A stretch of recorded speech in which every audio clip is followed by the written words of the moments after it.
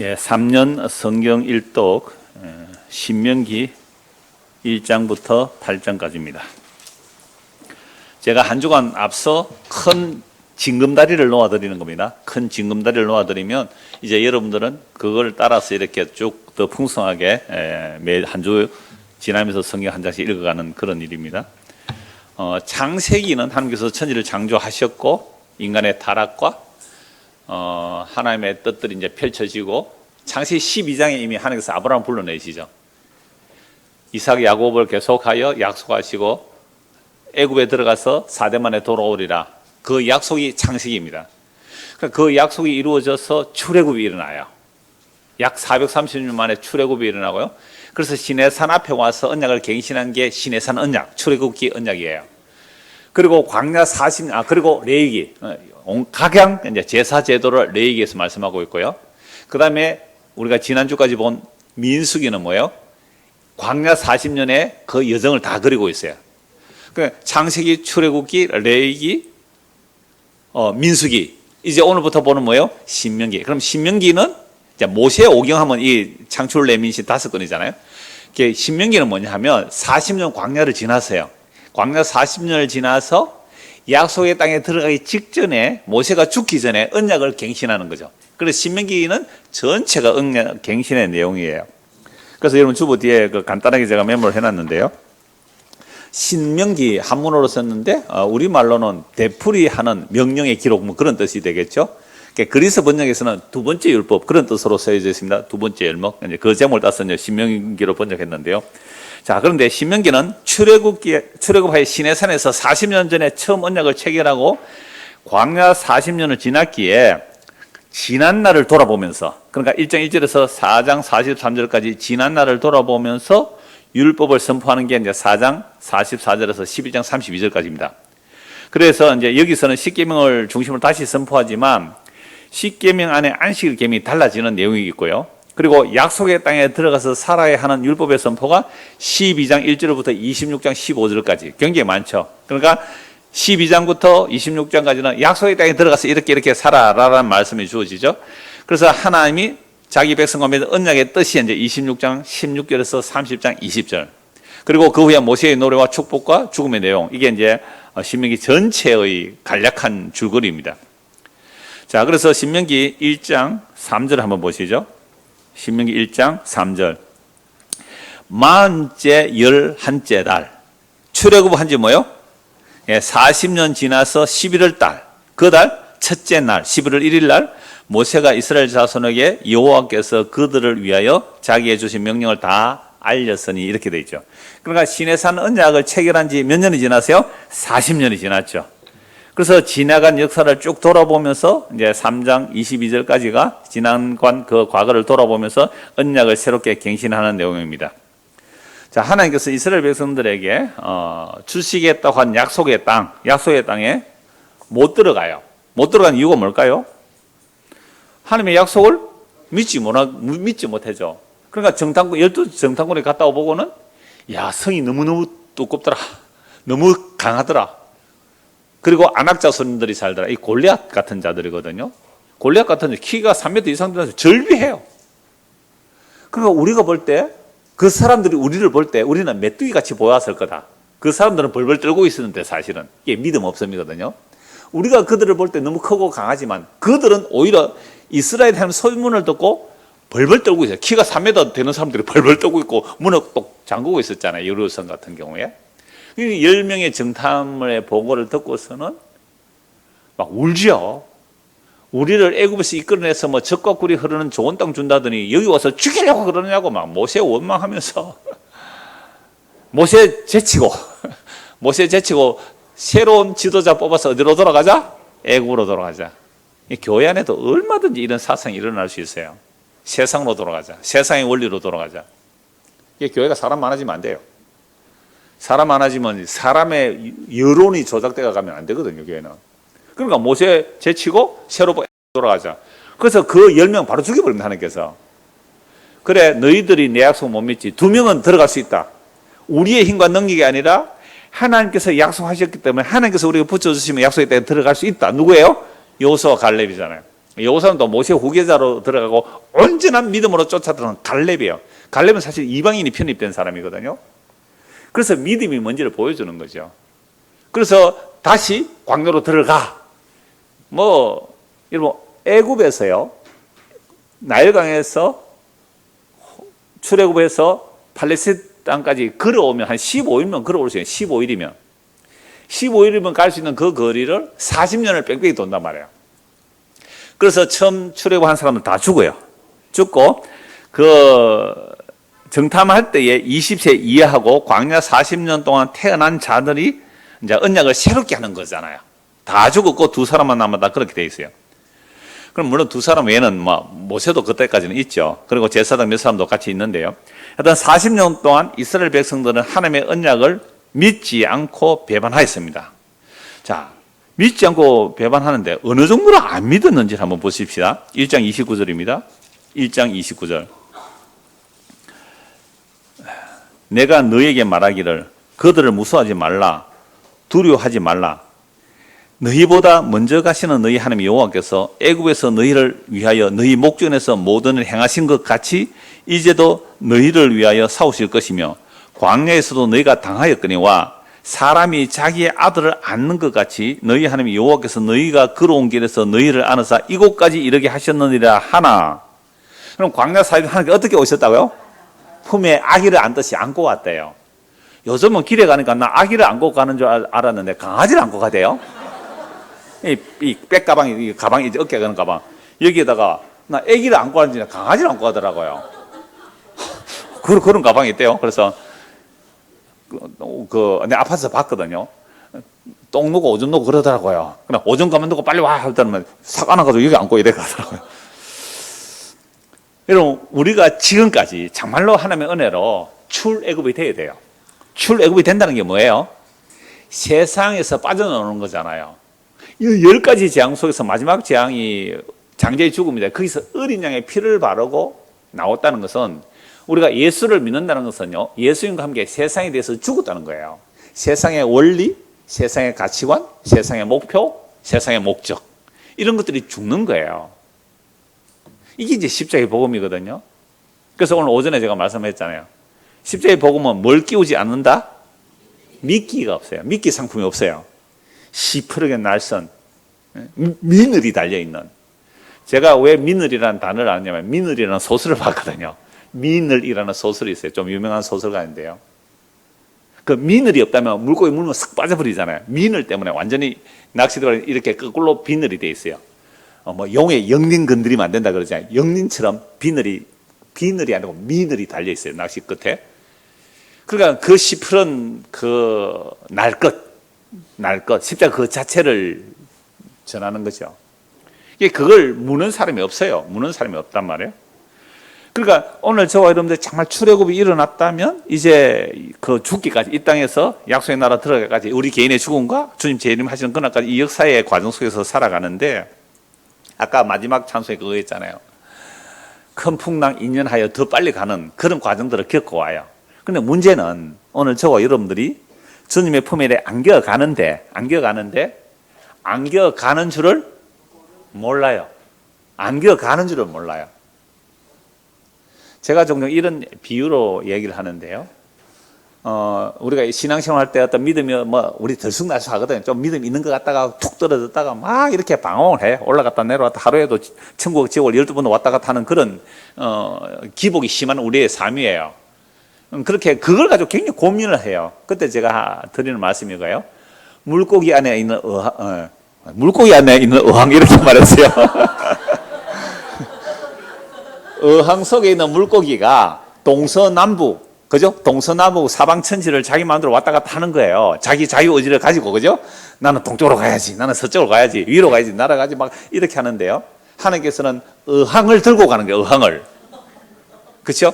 그러니까 물고기 안에 이상하네, 자꾸만. 어항 속에 있는 물고기는 자기는 막 올라갔다 내려갔다 막 좌우로 다니지만 어디로 옮겨지고 있어요? 그 물고기 알아요, 몰라요? 모르죠. 물고기 돼봤어요. 우리 집에도 물고기 있거든요. 조만한 이렇게 열대 있는데, 그거요, 물 갈아줄 때 제가 항아리가 또 지금 항아리인데 항아리 들고 그대로 들고 간다고요. 그러니까 이제 씻어내야 되니까. 그러면 우리는 그 안에 담겨 있는 한 마리의 물고기예요. 몰라요. 하나님께서 이스라엘 백성을 안고 가는데도 안고 가는 걸 모르니까 뭐예요? 길이 안 좋다, 양식이 없다, 물이 없다, 끊임없이 원망불평하는 거예요. 믿음의 눈을 뜨면 지금 광야인데도 누구의 팔에요? 주의 팔에 안겨가는 거예요. 주의 친절한 팔에 안기시에 영원한 팔에 안기시에 그 팔은 영원해요. 그 팔이 우리 밑에 안고 가요. 그러니까 주님께서 우리 안고 가는데 우리는 뭘 안 해요? 세상에 믿지를 않네요. 그럼 어떻게 해야 돼요? 던져버려야 되겠죠. 던져버려야 돼요. 안 던진다는 거예요. 안 던진다는 거예요. 그래서 다시 보십시오. 자, 31절. 광야에서 너희가 다녔거니와 사람이 자기 아들을 안는 것 같이 너희의 하나님 여호와께서 너희가 걸어온 길에서 너희를 안으사. 우리가 40년의 어떤 신앙생활을 해왔다면요, 그동안 온갖 일들이 다 하나님 있으면 왜 이럽니까 하고 대들기도 했을 거고 원망하기도 했을 거예요. 일부러 막 죄도 한번 지어보고요. 다들 그래 보셨죠? 안 하신 분이 많구나, 착해서. 아니면 벌 받을까 봐. 여하튼 그래도 안 그래도 그건 계산한 거잖아요. 여하튼 그러한 길에서 하나님께서 안아서 이곳까지 이렇게 하셨다. 이제 약속의 땅 바로 입구죠. 입구까지 안고. 자, 근데 30절 같이 한번 해봅시다. 이 일에 너희가 너희의 하나님 여호와를 믿지 아니하였도다. 세상에. 지금도 우리를 주님께서 어떻게 해요? 안고 가시는데 안 믿어요. 안 믿으니까 뭐 해요? 염려, 걱정, 근심, 불안, 원망, 이게 나와요. 그래, 근심, 원심, 불만이 원망이 나오는 것은요, 내가 주님의 일하심을 안 믿는 거예요. 안 믿는 거예요. 그런데 보세요. 우리를 안고 33절. 그는 너희보다 먼저 그 길을 가시며 장막 칠 곳을 찾으시고 밤에는 불로 낮에는 구름으로 너희가 갈 길을 지시하신 자이시니라. 그러나 주님께서 우리를 안고 광야에서 진을 치는데 세상에 진짜로 환경이 안 좋은 곳에 진을 치게 하신다고요. 우리는 원망불평하죠. 그런데 그를 그렇게 인도하시는 이유가 뭐냐면, 만약에 이스라엘 백성들이 블레셋 땅으로 바로 가게 했다면 전쟁이 일어나서 금에서 도망갔을 거라. 일부러 그걸로 돌리는 거야. 그러니까 하나님은 가장 우리에게 알맞은 자리로 인도해 가십니다. 근데 아멘 소리가 약할 줄 알았는데요. 왜요? 나는 내가 원하는 장소가 있고 내가 원하는 사람이 있고 내가 원하는 방식이 있단 말이에요. 그 길로 가면 아유 목사님 은혜 받습니다 이러거든요. 근데 그렇게 이는 안 되면 뭐예요? 하나님이 이럴 수 있습니까? 라고 이제 원망을 해요. 그냥 안 기어간다는 것을 몰라서 그래요. 저는 오늘 우리 중학교 3학년일 거예요. 걔는 사촌이 교회 오는가 따라온 친구거든요. 줌에 잘 들어와요. 키가 나만큼 하는데요. 중학생이 예배 마치고 나가면서 은혜 받은 얼굴로 저를 포옹하고 갔어요. 와, 저는 감격이었어요. 여기 안 나와요. 나중에 물어볼까요? 니 내 왜 안아주고 왔니? 아니, 애가요, 표정 보면 알거든요. 진짜 말씀 잘 들어요. 그 사촌이 왔는데요. 하나 1학년이고 하나 중학교 3학년 그러는데요. 그러니까 어려서부터 우리가 주님의 팔에 안겨간다는 사실을 알고 가는 자의 행복하고 원망 불평하는 자의 삶과 한번 비교해 보자는 거죠. 성경을 왜 기록해 놨을까요? 바울 사도는 이렇게 말하거든요. 구약의 이 모든 성경들은 오늘 우리의 뭐가 된다고요? 거울이 되는 거예요. 그러니까 안겨가면서도 맨날 원망, 불평, 짜증내면서 가는 사람이 있을 거고, 험악하고 환경이 안 좋은 상황에서도 주님께 안겨간다는 사실을 알면 뭐 하면서 갈 수 있어요? 감사하고 찬송하며 갈 수 있어요. 두 가지 뿐이에요. 주께서 인도하시는 길은 그 길이에요. 근데 우리는 섞여 있어서 왔다 갔다 하겠지만 어떻게 가고 싶어요? 안겨서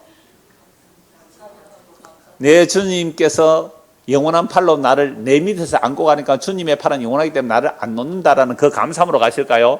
아니면 나를 원망 짜증하면서 가실래요? 알아서 가십시오. 그거 뭐 제가 이러면 어떻게 할 수는 없어요. 어떻게 할 수는 없어요. 그래 이럴 때에 이제 또 이런 질문이 나와요. 그럼 자유의지는 어떻게 됩니까? 자유의지는 어떻게 됩니까? 참 신비해요. 인간의 자유의지와 하나님의 주권이 충돌이 안 된다는 것이 참 놀라운 신비인데요. 그러니까 원망하며 가시든지, 감사하며 가시든지, 여러분들이 선택할 때에, 야, 나는 정말 은혜로 감사하며 갑니다라고 한 것도 뭐예요? 주님의 은혜고요. 또 고집 부리면서 원망 불평하면서 가다가 얻어 터지고 가는 것도 주님의 은혜입니다. 예, 그러니까, 우리는 너무 시야가 좁아요. 그죠? 시야가 좁아요. 내일을 몰라요. 모레를 모르고요. 근데 주님께서는 우리를 안고 먼저 간다. 먼저, 그죠? 먼저 그 길을 가시며 장막 칠 곳을 찾으시고요. 밤에는 불로 낮에는 구름으로 너희 갈 길을 지시하신 분이세요. 예, 그 주님을 이제 믿고 가는 겁니다. 그런데도 문제는 뭐예요? 그 안겨가면서도 믿지 않았다. 자, 3장 쭉 넘어갔습니다. 그래서 광야를 지나고 이제 돌아보는 길이니까요. 3장 23절 한번 보십시오. 3장 23절. 아모리 왕 시온 바사나 옥 이것은 이미 지난주에도 다 본다니까 다 물리치고 이제 모압 평야에서 언약을 갱신하는 거예요.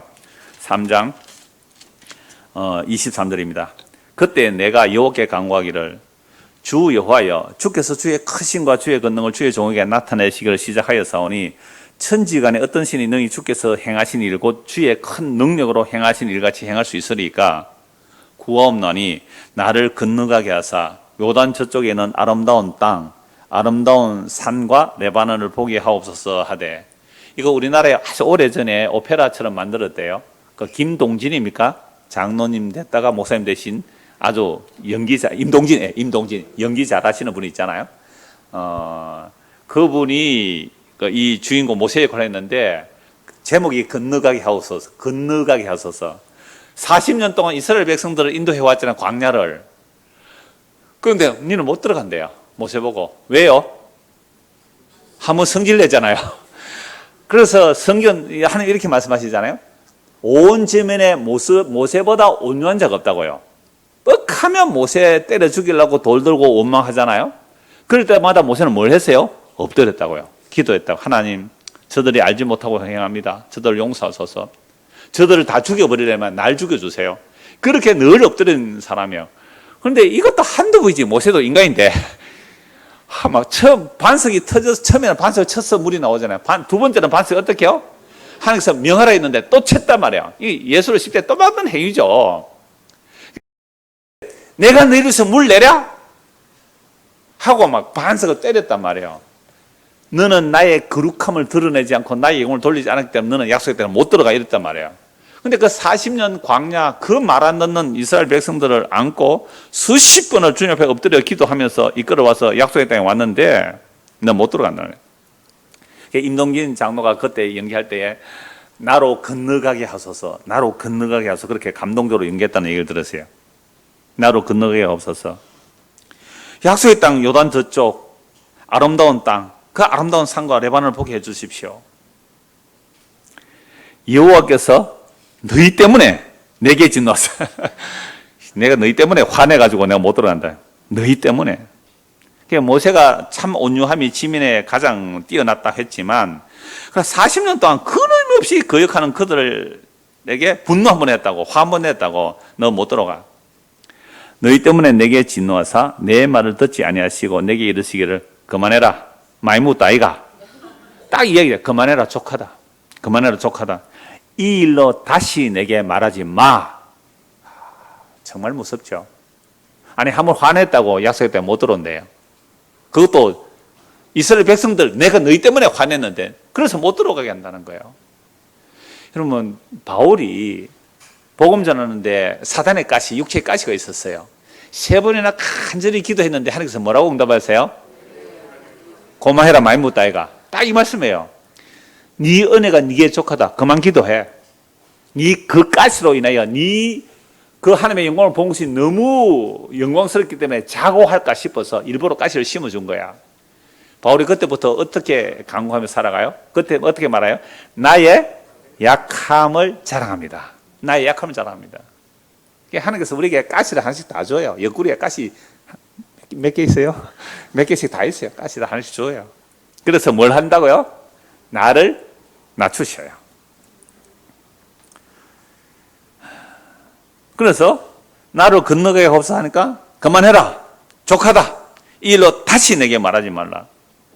너는 비스가 산 꼭대기에 올라가서 눈을 들어 동서남북을 바라보고 네 눈으로 그 땅을 바라보라. 너는 이 요단을 건너지 못할 것입니다. 보기는 보되 못 들어간 거죠. 자, 이건 굉장히 중요한 뜻을 함의하고 있는데요. 모세는 하나님의 율법을 받아 전달한 자잖아요. 하나님의 법을 받아 전달한 자예요. 그러니까 법으로서는 들어갈 자가 한 명도 없다. 그러니까 40년 동안 화 한 번 냈다고. 40년 동안 그렇게 수십 번 거역한 이스라엘 백성들은 목숨으로 기도하다가 네 때문에 내 화났다고 화를 한 번 냈는데 그것 때문에 못 들어가. 이를 통해 우리에게 계시하는 게 있어요. 어떤 인간도 자기의 행위로서는 하나님의 약속의 나라에 들어가지 못한다는 거잖아요. 율법을 전달한 자가 못 들어가요. 율법을 전달한 자가 못 들어갔다고요. 굉장히 중요한 뜻을 가지고 있죠. 그래서 모세가 죽고 여호수아에게 넘기는 거예요. 여호수아의 이름의 뜻이 예수예요. 율법이 예수에게로 넘겨줘야 돼요. 그래서 율법은 우리를 그리스도에게로 인도하는 모학 선생이에요. 우리를 율법 아래 가두어서 죄 아래 가두어서 예수에게 넘겨줘야 돼요. 그래서 율법을 통해 뭘 알아야 돼요? 자기의 죄와 비참함을 아는 것. 이게 성령의 역사예요. 그래서 우리가 성경 공부할 때 머리로만 하면 안 돼요. 반드시 기도하셔야 돼요. 성령께서 지혜와 계시의 영을 달라고 기도하시고 성경 보세요. 그러면 성령께서 성경을 통해 뭘 알게 되는지 하면 이 율법의 말씀을 통해 우리의 죄가 드러나야 돼요. 내 죄가 드러나면 남 지적하기보다 자기 죄를 먼저 봐요. 이게 성령의 역사예요. 그래서 성령 오시면 죄와 의와 심판에서 책망하는데 죄에 대하면 너희가 나를 믿지 아니하며요. 여러분 오늘 첫 번째 살펴본 죄가 뭐예요? 안겨가면서도 주님을 믿지 않잖아요. 그러니까 죄가 뭐냐면 우리가 이렇게 지금 주님의 은혜로 주님의 팔에 안겨가는데도 불구하고 아니 성령 우리 안에 오셔서 우리 이끌어 가는데도 불구하고 우리는 주님을 안 믿어요. 이걸 죄라 그래요. 주님께서 우리를 인도함을 믿는다면 꽃이 피는 들판이나 뭐 가시 덩굴 있는 광야나 그 어디나 하늘나라 하면 가면 되는 거잖아요. 근데 이런 믿음이 우리에게는 없지요. 그래서 성령 우리 안에 오셔서 이 기록된 말씀을 통하여 오늘 우리를 이끌어 가시는 이끌어 가시는 일을 하시는 거죠. 근데 우리 안에 아직도 옛사람, 그래 육체의 소유 있고 성령의 소유 이 두 개가 싸우고 있단 말이죠. 그 말씀을 통하여 내가 지금 잘못된 길로 가구나 하고 회개하고 주께로 돌이켜 가는 길, 이걸 성령께서 우리를 어떻게 해요? 말씀으로 이끌어 가는 거죠. 그래서 율법이라는 이 율법이 성령을 통해 우리에게 주어지면 율법을 문자로 오면 율법주의가 되고 문자주의가 되는 거잖아요. 그러니까 이 율법이 성령을 통해 우리에게 주어지면 뭘 알게 돼요? 자기 죄와 비참함을 알게 돼요. 자기 죄와 비참함을 알면 왜 대속이 필요한가? 왜 7대 제사가 필요한가? 왜 날마다 상번제가 들어야 되는가? 왜 예수님께서 졸지도 주무시지도 아니하시고 기도하셔야 되는가? 성이 왜 우리 안에서 말할 수 없는 탄식으로 기도하는가? 알게 돼요. 그렇게 알게 되면 이 구약의 모든 말씀을 통하여 역시 우리 주님이 자기 약속을 자기 희생으로 이루어내지 않으면 우리는 단 한 사람도 약속의 나라에 들어갈 수 없구나. 이걸 모세를 통해 보여주죠. 그래서 28절 너는 여호수아에게 명령하고 그를 담대하게 하며 그를 강하게 하라. 그는 이 백성을 거느리고 건너가서 네가 볼 땅을 그들이 기업으로 얻게 하리라 하셨느라. 보세요. 율법이 누구에게로요? 예수에게로. 여호수아 이름이 예수예요. 넘겨주는 거죠. 그때 우리가 벳볼 맞은편 골짜기에 거주하였느니라라고 말씀하고 있습니다. 자, 4장 1절에서 8절입니다. 이스라엘아, 이제 내가 너에게 가르치는 이제 율법을 선포하기 전에 이제 서문과 같은 내용이에요. 이스라엘, 이제 내가 너에게 가르치는 규례와 법도를 듣고 준행하라. 그리하면 너희가 살 것이요 너희 조상의 하나님 여호와께서 너희에게 주시는 땅에 들어가서 그것을 얻게 되리라. 내가 너희에게 명령하는 말을 너희는 가감하지 말고 내가 너희에게 내리는 너희 하나님 여호와의 명령을 지키라. 가감하고 싶은 마음이 우리에게도 있죠. 가감하지 말라는 거예요. 그러면서 여기서 바알볼의 일로 말미암아 행하신 바를 너희가 눈으로 보았거나. 바알볼이 뭐예요? 미디안 여인들이 그 발람의 유혹을, 그 발람의 저주를 하나님 막으시잖아요. 그러니까 이 발람이 미안하니까 발락 왕에게 이스라엘 남자들을 유혹하는 기술을 가르쳐 주죠. 그게 뭐예요? 제사에 초대하는 거죠. 제가 가끔 이런 말씀 드리잖아요. 지자체가 되고 나서 전국의 지자체들이 뭐 해요? 축제를 한다고, 축제. 그래서 저는 교회에서 무슨 축제, 뭐 전도 축제, 축제라는 이름 자체가 굉장히 저는 싫어해요. 카니발이라는 뜻이거든요. 그 축제 한다고 그러는데 전국에 축제가 얕던 한 1000개는 넘을 거예요, 아마. 지자체 다 따지면. 뭐 고추 아가씨 들어보셨어요? 양양에 고추 아가씨. 또 뭐 미랑 같으면 수박 아가씨 뽑나요? 딸기 아가씨 뽑나요? 얕던 막 그런 식으로 미스 아랑 뽑잖아요, 뭐 이렇게. 뭐 지방들마다 축제를 하는 거예요. 축제하면 뭐가 흥청망청거려요? 술을 팔아야 되죠. 먹고 마시죠. 하여튼 그렇게 되죠. 바알의 축제, 버로는 복속되었다. 바알에게 연합되었다. 바알에게 연합됐다는 거예요. 너희가 눈으로 봤지 않느냐? 바알 버올을 따른 모든 사람을 너희의 하나님 여호와께서 너희 가운데서 멸망시키셨으되 전염병이 일어나서 얼마나 많이 죽어요? 오직 너희의 하나님 여호와께서부터 떠나지 않는 너희는 오늘까지 생존하는데, 그러나 바알 버올에서 살아남은 자들은 어떤 사람이에요? 누구에게 붙어요? 여호와에게 붙어 있잖아요. 제가 하면서 이래 요요 붙어라. 술래잡기 할 사람 요요 붙어라 이러잖아요. 그죠? 여호와께 붙어 있는 자예요. 그들은 이제 살아있다. 내가 나의 하나님 여호와께서 명령하신 대로 법들을 너희에게 가르쳤나니 이는 너희가 들어가서 기업으로 차지할 땅에서 그대로 행하게 하라. 그럼 이렇게 말하는 이유는 앞으로 약속의 땅에 들어가서 지난 광야 40년 동안 그렇게 살지 말고 약속의 땅에 가서 이렇게 살아라고 말씀을 주는 거예요. 너희는 지켜 행하라. 이것이 여러 민족 앞에서 너희의 지혜요 너희의 지식이라. 그들이 이 모든 규례를 듣고 이르기를 이 큰 나라 사는 과연 지혜와 지식이 있는 백성이로다 하리라. 하나님의 말씀대로 순종하면 참된 지혜와 지식이 있는 거예요. 세상이 절대로 따라올 수 없는 지혜와 지식. 자, 그러면 어떻게 하는 것이 하나님께 가까이 하고 딱 붙어 있는 길이에요? 7절입니다. 우리 하나님 여호와께서 우리가 그에게 뭐요? 기도할 때마다 우리에게 가까이 하신 것 같이 그 신이 가까이 함을 얻은 큰 나라가 어디 있느냐. 그래서 신앙의 가장 기본은 말씀과 기도입니다. 말씀과 기도예요. 기도만 되게 하면요, 말씀의 기초가 없으면 신비주의로 빠질 경향이 굉장히 많아요. 근데 말씀만 하고 기도 안 하면 뭐가 돼요? 이건 안다이 박사가 돼가지고 그냥 진짜 그래요. 그래서 항상 말씀과 기도는요, 모든 신앙의 기본은 말씀과 기도예요. 말씀과 기도예요. 그래서 여러분들이 각자의 삶의 처소에서 말씀 한 장 보고 기도하고 말씀 보고 하루에 얼마요? 성경 한 장. 길면 10분이에요. 길면 10분. 근데 10분 투자하는 게 쉬워요? 어려워요? 진짜 어렵습니다. 제가 주일학교 학생들 확인합니다. 여러분들 성경 읽어요? 중고등 한 50%밖에 안 돼요. 부모들이 뭐 했어요? 그러면 50% 되는 부모들이 왜? 엄마가 아빠가 안 한 거예요. 엄마 아빠들 보고 따라해요. 아이들은. 희한해요. 동물세계도 그래요. 병아리가요, 사람이 품에 품고 자꾸 자기 목소리 들려주고요, 병아리야 병아리 하면서요, 병아리 21일 만에 부화해요. 20일 동안 목소리 들려주고요, 병아리가 딱 부화할 때에 노란, 예를 들면 빨간 양발을 신고 병아리 앞에 왔다 갔다 하면요, 병아리는 그 빨간 양발이 엄마인 줄 알고 따라다닌대요. 실제로 병아리가 기러기라도 갈매기도 마찬가지고, 그건 진짜 실험했어요. 옛날에 한국 교수가 갈매기를 부화시켰어요. 목소리를 들려주었어요. 그래서 날려보냈더니 갈매기가 수백 마리 날아다니잖아요. 그런데 이 교수가 갈매기를 삐 하고 부르면 갈매기가 놀다가 휙 날아온다고, 엄마한테. 여러분, 그러니까 짐승 세계에서도 엄마를 보고 따라해요. 엄마를 보고 따라하고 아빠를 보고 따라하잖아요. 그 먹이 사냥, 결혼하는 거 다. 신앙도 어떤 면에서는 마찬가지예요. 부모가 하는 것을 보고 자식들이 따라하는 거거든요. 그래서 끊임없이 나중에 그것은 신명기 8장에 할 말씀 미리 말씀드렸는데 그때 가서 다시 또 말씀드릴게요. 자, 그래서 우리가 하나님을 가까이 하는 것은 기도예요. 그래서 말씀과 기도로, 그래야 온전한 신앙으로 살아가는 겁니다. 자, 4장 9절에서 43절까지 말씀을 보면 하나님은 무엇이는 하나님이다? 질투하는 하나님입니다. 질투하는 하나님입니다. 그래서 바알에게 복속된 자 심판하셨잖아요. 그러니까 질투하는 하나님이라는 것은 하늘에 있는 것이나 땅에 있는 것이나 물 속에 있는 것이나 그 어떤 형상도 만들지 말라. 여러분, 기독교됨 또는 유대교의 됨 특징이 뭐냐면 형상 금지예요.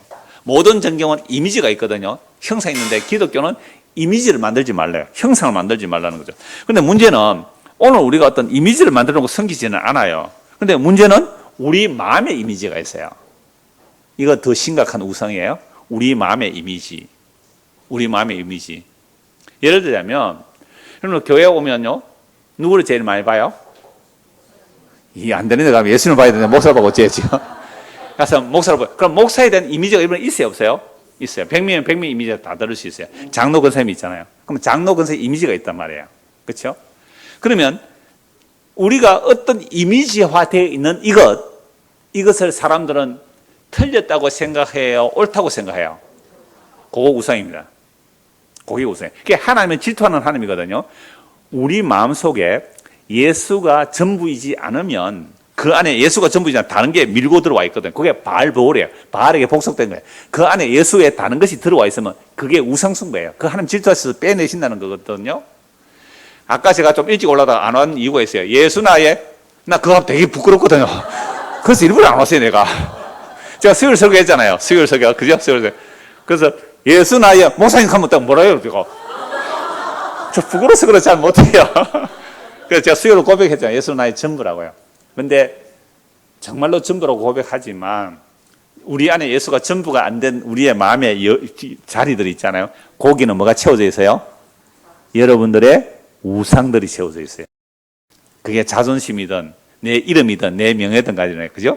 그게 나의 우상이 자리 잡고 있어요. 그래서 질투하시는 하나님은 뭐 하신다고요? 그 안에 있는 것을 뽑아내세요. 그러니까 뽑아내는 방법이 어떤 걸까요? 뽑아내는 방법이 그 우리 안에 있는 우상들을 무너뜨리는 방법이 뭘까요? 자, 앞에 처음에는 말씀드린 뭐예요? 말씀과 기도라 그랬어요. 근데 말씀과 기도를 하는 사람들이 모인 곳이 뭐예요? 교회라고요. 그래서 교회는 반드시 두세 사람들 함께 모이라고 했어요, 예수님께서. 왜냐하면 지체성을 나눌 때는요, 나와 다른 사람 만나는 거죠. 우리 금요 공부했잖아요.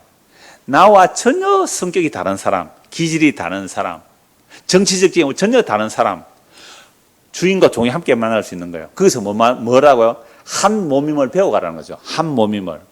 그러니까 모두가 머리이신 그리스도의 말을 들어야 되는데, 머리이신 그리스도의 말을 안 듣고 내 마음에 있는 이미지화된, 그죠?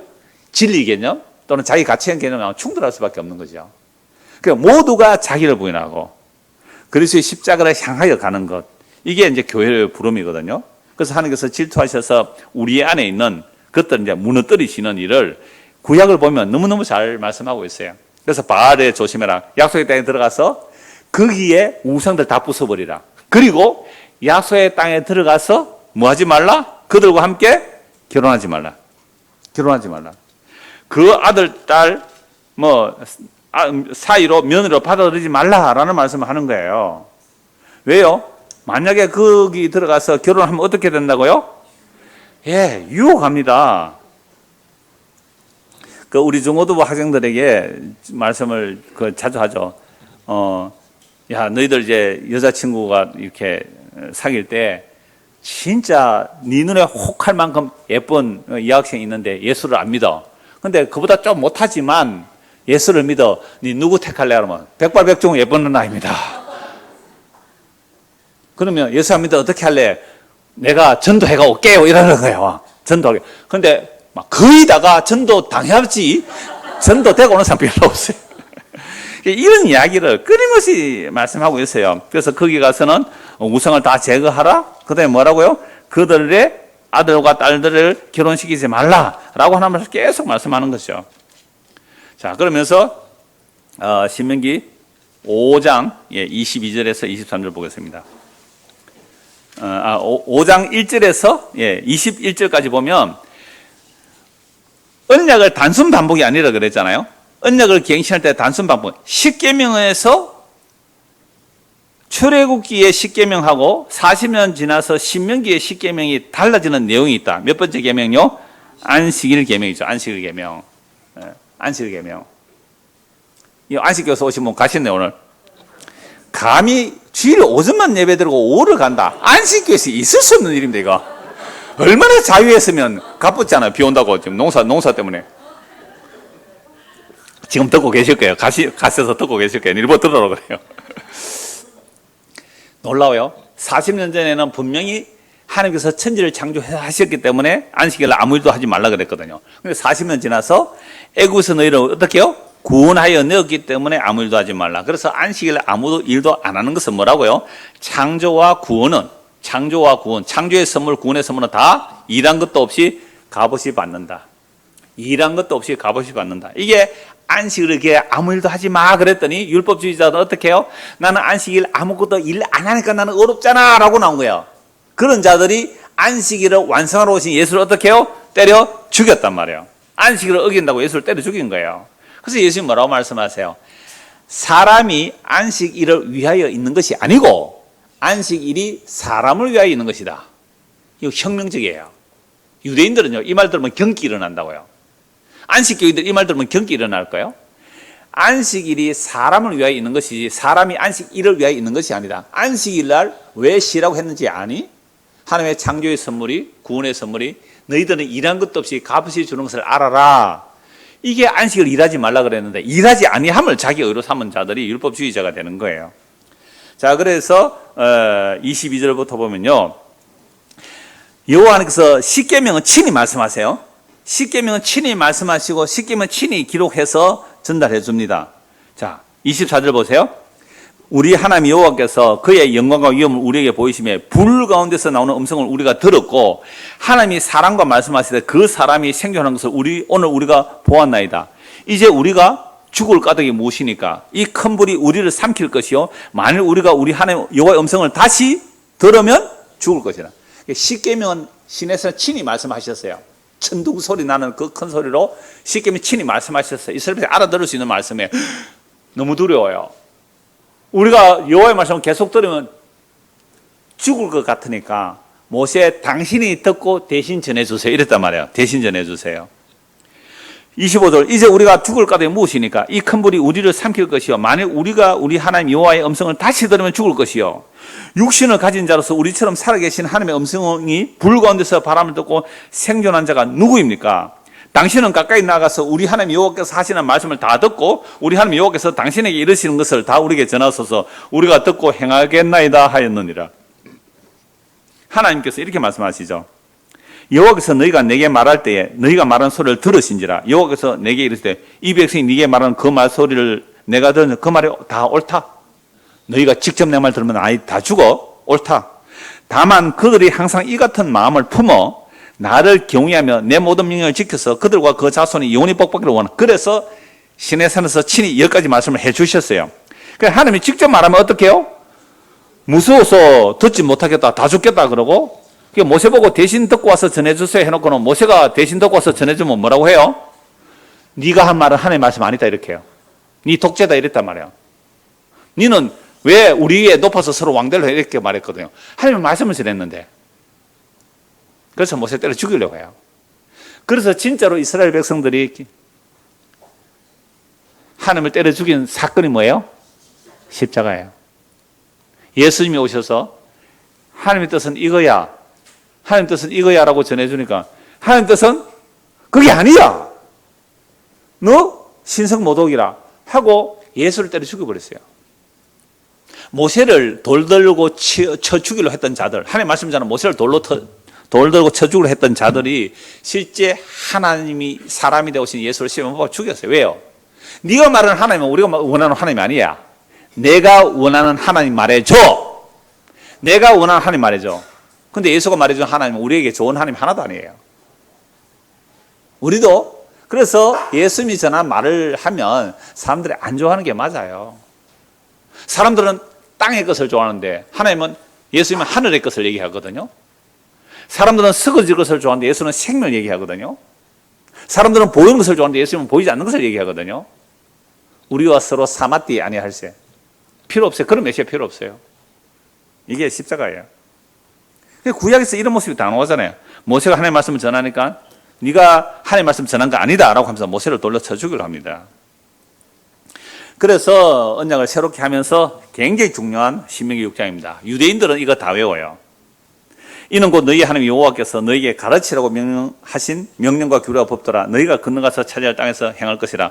곧 너와 누구에게요? 내 아들과 내 손자들에게. 그래서 이스라엘의 성경 교육은 누가 한다고요? 부모가 하는 거예요. 네 아들과 네 손자들이 평생에, 그러니까 교회 교육도 마찬가지예요. 교회 일주일에 30분 어린 반푼어치도 없죠. 아이들이 폰에 노출되는 건 하루에 서너 시간이에요.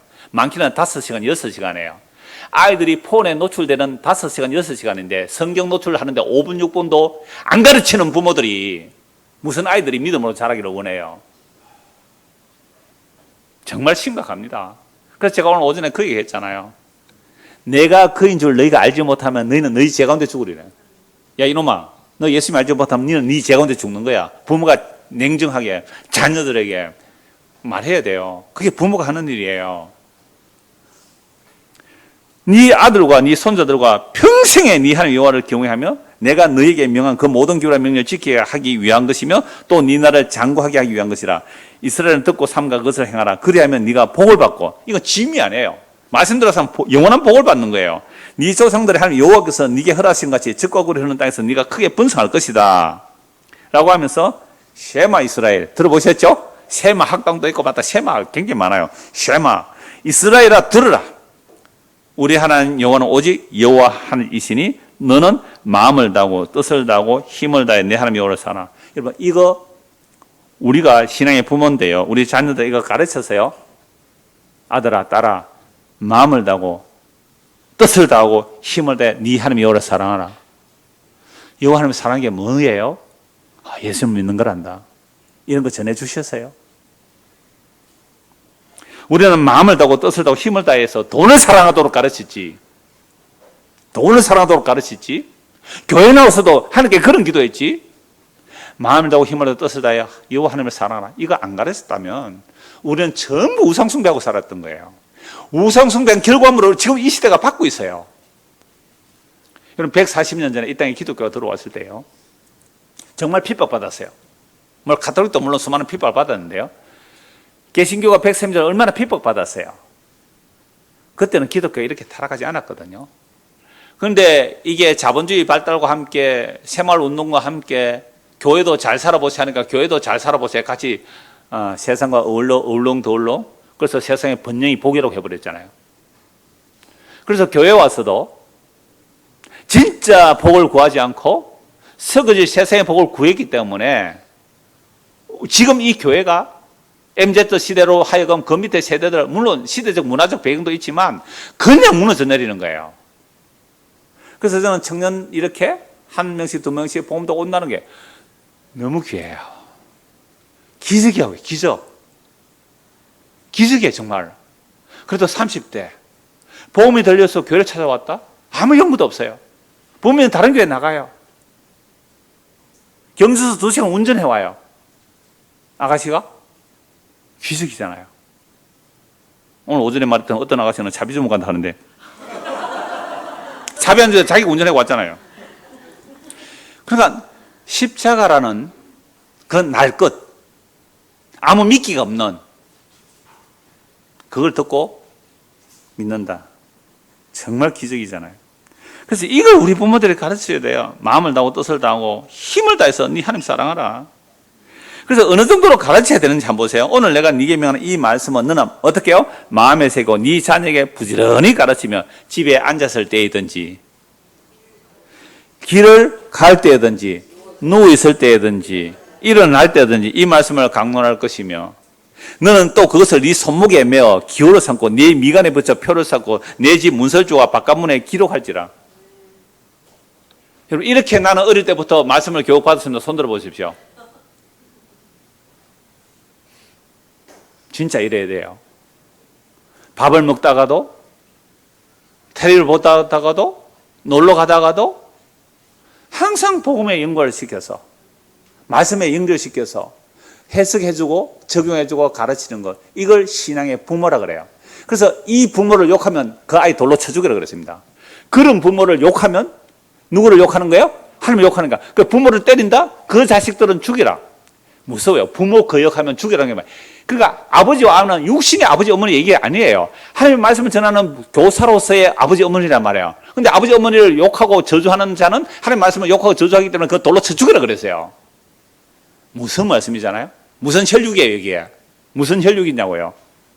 그러니까 이렇게 길 갈 때 앉을 때 부지런히 하나님의 말씀을 강론해라. 강론. 그것도 강론입니다. 강론이에요. 저처럼 강해 설교하는 것처럼 강론해라 이 말입니다. 이게 무슨 뜻인지 아니? 마음을 다하고 힘을 다해 뜻을 다해 너 하나님을 사랑해라. 그렇지 않으면 그게 저주야. 그게 저주야. 그래서 이 말씀을 가지고 유대인들은요, 진짜로 손목에 뭐요? 율법을 묶어 다니고요. 이마에 뭐요? 율법 상자를 붙이고 다녔다고요. 예수님 오실 때 상자 더 크게 만들어, 더 크게. 너는 5cm냐? 나는 10cm야. 나는 더 잘. 이렇게 껍데기는 지켰는데, 뭐라고요? 속은 외식이었단 말이에요. 문설주에 바깥문에 기록하라. 이런 벤허라는 영어를 보면요. 벤허 집에 폐허가 돼서 찾아갔을 때 벤허 문 옆에다가 조그만 구멍에 뭔가 조그만 조각을 하나 넣어요. 그게 문설주에 말씀을 기록하니까 거기에 말씀을 기록해서 넣어 놓는 거예요. 유대인들은. 율법을 그대로 지켰잖아요. 그런데 마음에 율법이 안 들어왔죠. 그래서 그러면 왜 마음을 다하고 뜻을 다하고 하나님을 사랑하나? 이게 우리의 생명이고 복인데 이거 거절해요. 그러니까 신약에는 어떻게 말하냐면요. 고린도전서 16장 22절 한번 찾아봅시다. 고린도전서 16장 22절. 고린도전서 16장 22절.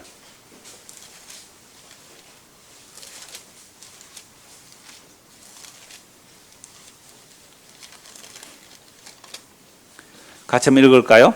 만일 누구든지 주를 사랑하지 아니하면 저주를 받을지어다. 우리 주여 오시옵소서. 여러분, 우리 주여 오시옵소서 각주 밑에 보면 뭐라 되어 있어요? 아람어로 마라나타. 마라나타. 주여 오시옵소서. 마라나타. 이게 아람어거든요. 주여 오시옵소서. 그럼 우리 주님 오시는 날에 무엇이 복이에요? 주를 사랑한 게 복이고요. 주를 사랑하지 않은 것들이 뭐예요? 저주잖아요. 이게 저주예요. 만일 누구든지 주를 사랑하지 아니하면 저주받을지어다. 그럼 오늘 우리와 우리의 자녀들이 지금 저주받을 길로 가요? 복받을 길로 가요? 이거 생각하셔야 되잖아요. 이스라엘 백성들이 저주받은 길로 갔잖아요. 그럼 오늘 우리가 저주받을 길로 가요? 정말로 복받을 길로 가요? 그 복이라는 게 무엇이 진짜 복이에요? 예수 그리스도의 생명에서 끊어지는 게 저주예요. 돈 떨어지는 거? 병 드는 거? 그거 저주 아니에요. 오히려 돈이 떨어지고 병이 들므로 약함을 통하여 예수를 알고 믿었다면 그 저주와 약함과 돈 떨어짐과 병이 뭐가 돼요? 복이 돼요. 복이 돼요.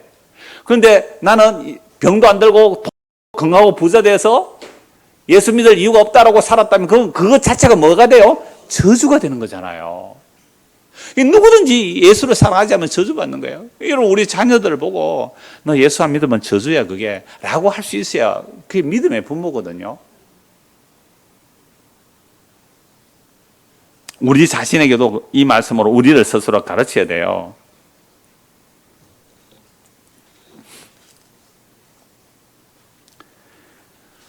진짜 저주는 우리 주 예수 그리스도 안에 있는 하나님의 사랑에서 끊어지는 그게 저주예요. 예수 안 믿는 게 저주예요. 예수 안 믿는 게 저주예요. 여러분 살다 보면 이런 일 저런 일 다 일어나거든요. 이런 일 저런 그런 것들이 저주가 아니에요. 우리 주 예수 그리스도 안에 있는 그 생명에서 끊어지지 않는 것이 저주잖아요. 로마서 예수님 말씀하셨잖아요. 바울 사도 말을 하잖아요.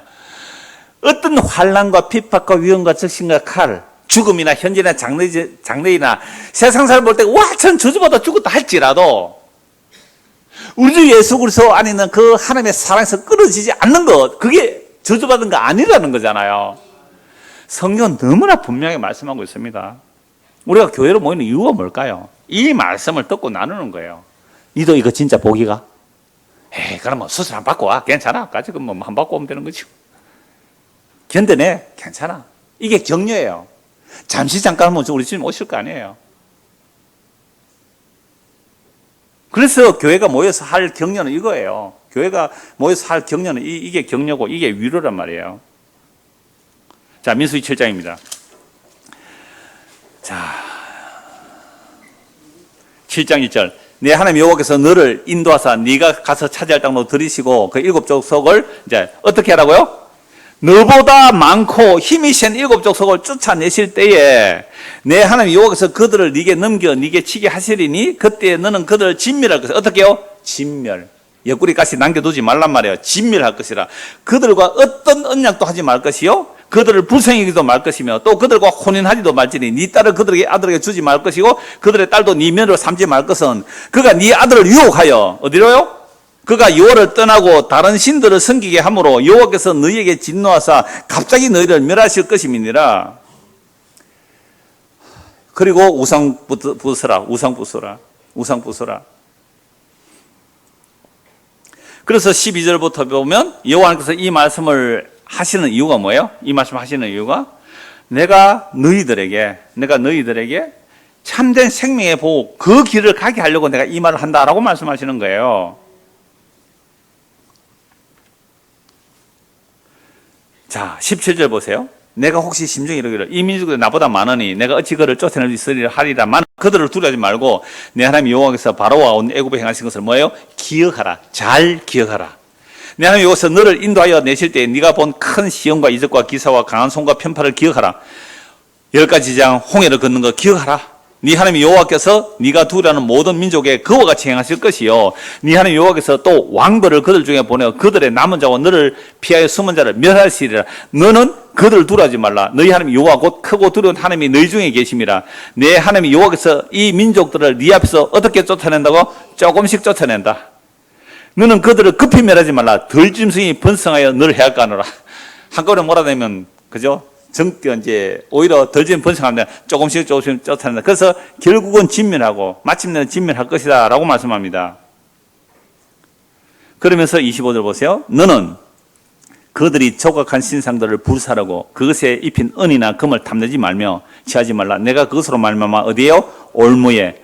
그래서 예수님께서 우리 가르치는 기도가 뭐예요? 시험에 들어가지 마옵시고 올무에 걸리게 하노래. 이는 네 하나님 여호와께서 가정에 계신 것이니라. 너는 가장것을 네 집에 들이지 말라. 너도 그것과 같이 뭐예요? 진멸당할까 하노라. 너는 그것을 멀리하며 심히 미워하라. 그것은 진멸당할 것임이라. 오늘 저와 여러분의 가정에 아니 우리 마음에 뭘 몰래 갖다 놓았어요? 바알을 갖다 놨잖아요. 그죠? 그 진멸당하는 길이잖아요. 바알이에요. 바알을 내 남편이라고 그랬다. 바알을 내 남편이라고. 그거 집안에 들여놓으면 너도 그거 함께 망한다. 그 찬송가 있잖아요. 이 세상 불탈 때에 너도 타겠구나. 이보시오 내 동포여. 참 불쌍하군요. 당신 그 세상의 것들이 불탈 때에 당신도 타겠군요. 회개하고 예수 믿으시오. 그 찬송가 있잖아요. 8장입니다. 드디어 광야 40년의 의미를 해석해 줍니다. 광야 40년의 의미를 해석해 줘요. 내가 오늘 명하는 1절입니다. 내가 오늘 명하는 모든 명을 너희는 지키게 하라. 그리하면 너희가 살고 번성하고 여호와께서 너희의 조상들에게 맹세하신 땅에 들어가서 그것을 차지하리라. 내 하나님 여호와께서 이 40년 동안에 네게 광야길을 걷게 하신 것을 기억하라. 이는 너를 뭐 하시고요? 낮추시고 너를 시험하사 네 마음이 어떠한지 검열 지키는지 지키지 않는지 알려 하심이라. 하나님께서 테스트를 해봤어요. 40년 광야 동안. 테스트 합격했어요? 불합격했어요? 불합격했어요. 그래서 만나하리 다만 두라 그랬죠. 만나하리. 안식일날 가지 말라 그때 나갔잖아요. 이틀분 거두지 말라 때 이틀분 거뒀잖아요. 너를 낮추시며 너를 줄이게 하시며 또 너도 알지 못하며 내 조상들도 알지 못하던 만나를 내게 먹이신 것은 같이 읽읍시다. 사람이 떡으로만 사는 것이 아니요 여호와 입에서 나오는 모든 말씀으로 사는 줄을 네가 알게 하려 하십니다. 오늘 교회 와서 듣는 말씀이 뭐예요? 우리가 이 말씀 듣는 게 뭐예요? 사람이 뭐로 사는 거 아니다? 떡으로 사는 거 아니다. 돈으로 사는 거다. 경제로 사는 거 아니다. 그건 세상살이 할 때 열심히 하셔서 돈 많이 벌고 사세요.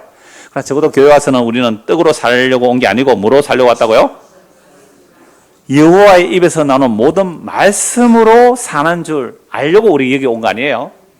그래서 제가 교인 단톡에 올렸잖아요. 이번 주도 떡 나오고 다음 주도 떡 나오는데요. 그런데 우리는요, 뭐 하자고? 생명의 떡에 풍성해지시다 그랬어요. 이 40년 동안 네 어복이 헤어지지 아니하고 네 발이 부러지지 아니하였느라. 너는 사람이 그 아들을 징계함같이 네 하나님 여호와께서 너를 징계하시는 줄 마음에 생각하고 네 하나님 여호와의 명령을 지켜 그의 길을 따라하면 그를 경외하자. 하나님께서 자기 편을 어떻게 한다고요? 징계를 하신다고요. 징계를 하신다. 그래서 이제 약속의 땅에 들어가 하실 거예요. 근데 약속의 땅에 들어가서 할 요 말씀만 보고 마무리할게요. 11절. 내가 오늘 네게 명하는 여호와의 명령과 법도와 규를 지키지 아니하고 내 하나님 여호와를 잊어버리지 않도록 삼가라. 계속 잊어버리지 않도록. 언제 잊어버릴까요? 먹고 배불러게 되면. 이게 광야에서는요 하루살이거든요. 하루 한 끼만 거두어 드린다고요. 안식일 앞에 나라 이틀분 거두어 드리지만 하루 한 끼만 거두어 드리니까 뭐 배부를 틈이 없어요. 사둘 틈이 없어요. 사오면 다 썩어버리니까. 근데 약속의 땅에 들어가니까 만나가 안 내리니까 이제 양식을 저축해두고 살죠. 근데 먹고 배부르고 아름다운 집을 짓고 거주하게 되면 또 내 소와 양이 번성하면 내 은금이 정식되면 내 소가 다 풍부가 될 때에 이게 복일까요? 저주일까요? 그냥 저주는 아니에요. 이거 의지하게 되면 그게 이제 저주가 되는 거예요. 하나님 주신 복일 수 있어요. 그런데 그걸 의지하지 할 때 어떻게 말하는지 보세요. 부자가 되어서 다 풍부하게 될 때에 네 마음이 교만해. 그럼 광야 40년 동안 뭐 하시가? 하나님의 우리의 마음을 낮춰준 거잖아요. 왜 낮춰요? 내가 노력한 것으로 살 수 없고 하나님의 은혜로 산다는 거 요걸 낮춰줬는데 약속의 땅에 들어가니까 만나가 매일 되는 게 아니라 농사를 짓고 가축을 키우다 보니까 부자가 되니까 마음이 자꾸만 어떻게 해요? 교만해요. 이야, 광야에서는 하루살이로 살았는데 약속의 땅에 들어와서는 5개월 살이로 살고 6개월 살이로 살아요. 왜? 농사 지어서 반년 농사 지고 반년 사두니까. 이거요. 이게 이제 유혹이에요, 유혹. 네 마음이 교만하여 네 하나님 여호와를 잊어버릴까 염려하노라. 여호와는 너를 애굽 땅 종되었던 집에서 이끌어내시고 너를 인도하여 그 광대고 위험한 광야 곧 불변과 증갈이 있고 물이 없는 간조한 땅을 지나게 하셨으며 또 너를 위하여 단단한 반석에서 물을 내시며 그리스도로 그랬잖아요. 십자가 깨어지면 우리가 생명수를 얻고 살아가는데 네 조상들도 알지 못하던 만나를 광야에서 네게 먹이셨나니 이는 다 너를 낮추시며 너를 시험하사 마침내 내게 복을 주라 하심이라. 그럼 낮추고 시험하셔서 마침내 주는 복이 뭐예요? 요한복음 6장에 예수 그리스도의 살과 피예요. 그래서 만나를 달라고 했을 때 모세가 좀 만나 먹어도 죽었잖아. 나는 하늘에서 내려오는 생명의 떡이라고 예수님 말씀하신 거예요. 우리가 정말로 낮추고 줄이는 이유는 하나님께서 우리에게 낮추고 줄이는 이유가 뭐예요? 마침내 복이 뭐예요? 진짜 생명 양식 얻어라. 진짜 생명 양식 얻어라. 그러니까 하나님의 자기 백성이 마음이 낮춰지지 않고요. 마음이 낮춰지지 않고 줄이지 않으면요. 자꾸만 엉뚱한 거 찾는다. 엉뚱한 거. 그러니까 하나님께서 정말 택한 백성은 우리의 마음을 낮추고 줄이게 하셔요. 마음이 낮추고 줄여지면 뭘 보게 되나? 마침내의 복이 뭐야? 마침내 복. 하나님의 입에서 나오는 모든 말씀으로 사는구나. 하나님의 입에서 나오는 그 모든 말씀이 사람이 되어 오신 분이 누구예요? 예수구나. 예수로 내가 살구나. 이거 알려고 줄이고 낮추시는 거예요. 이제 해석되셨죠? 지금까지 여러분 다 행복하게 사셨어요? 불행 안 했어요? 힘듦 없었어요? 있었죠? 왜 힘들었어요? 이제 이유를 아시겠죠? 왜 줄이게 하셨어요? 왜 낮추셨어요? 왜 내 뜻도 안 됐어요? 왜 남편 내 말 고분고분 안 들어주는 그런 남편 만났어요? 줄이고 낮추시는 이유가 뭐예요? 마침내 복을 주시려고. 마침내 복이 뭐예요? 예수 믿는 거예요. 마침내 복 예수 믿는 거예요.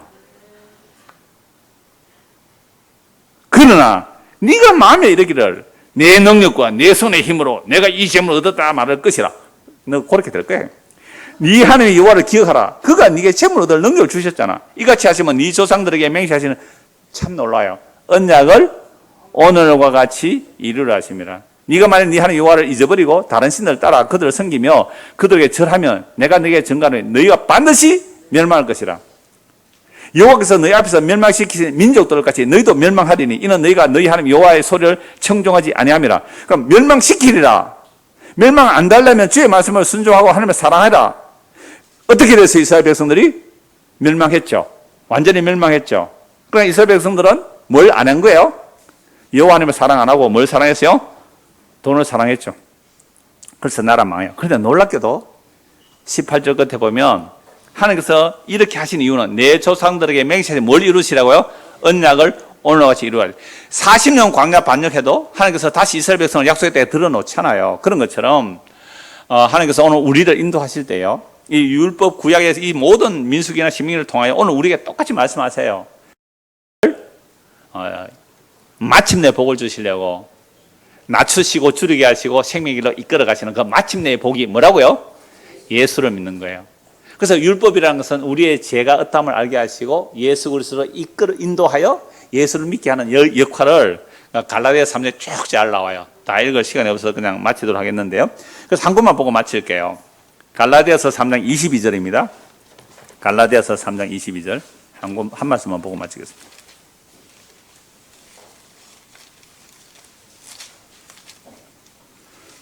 3장 22절 같이 읽겠습니다.